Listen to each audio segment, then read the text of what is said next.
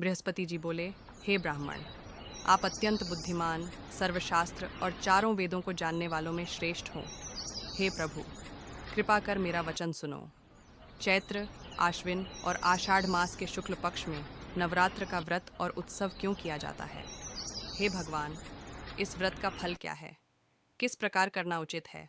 और पहले इस व्रत को किसने किया? सो विस्तार से कहो। बृहस्पति जी का ऐसा प्रश्न सुनकर ब्रह्मा जी कहने लगे कि हे बृहस्पति, प्राणियों का हित करने की इच्छा से तुमने बहुत ही अच्छा प्रश्न किया। जो मनुष्य मनोरथ पूर्ण करने वाली दुर्गा, महादेवी, सूर्य और नारायण का ध्यान करते हैं, वे मनुष्य धन्य हैं। यह नवरात्र व्रत संपूर्ण कामनाओं को पूर्ण करने वाला है। इसके करने से पुत्र चाहने वाले को पुत्र, धन चाहने वाले को धन, विद्या चाहने वाले को विद्या और सुख चाहने वाले को सुख मिल सकता है। इस व्रत को करने से रोगी मनुष्य का रोग दूर हो जाता है और कारागार हुआ मनुष्य बंधन से छूट जाता है। मनुष्य की तमाम आपत्तियां दूर हो जाती हैं और उसके घर में संपूर्ण संपत्तियां आकर उपस्थित हो जाती हैं। बंध्या और काक, बंध्या को इस व्रत के करने से पुत्र उत्पन्न होता है।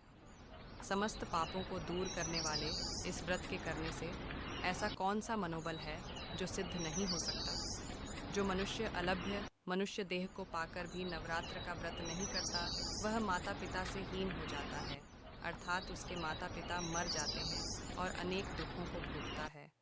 उसके शरीर में कुष्ठ हो जाता है और अंग से हीन हो जाता है, उसके संतानोत्पत्ति नहीं होती है।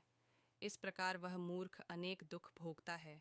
इस व्रत को न करने वाला निर्दयी मनुष्य धन और धान्य से रहित हो, भूख और प्यास के मारे पृथ्वी पर घूमता है और गूंगा हो जाता है। जो विधवा स्त्री भूल से इस व्रत को नहीं करती, वह पतिहीन होकर नाना प्रकार के दुखों को भोगती हैं। यदि व्रत करने वाला मनुष्य सारे दिन का उपवास न कर सके, तो एक समय भोजन करे और उस दिन बांधवों सहित नवरात्र व्रत की कथा करे। हे बृहस्पति, जिसने पहले इस व्रत को किया है, उसका पवित्र इतिहास मैं तुम्हें सुनाता हूँ। तुम सावधान होकर सुनो।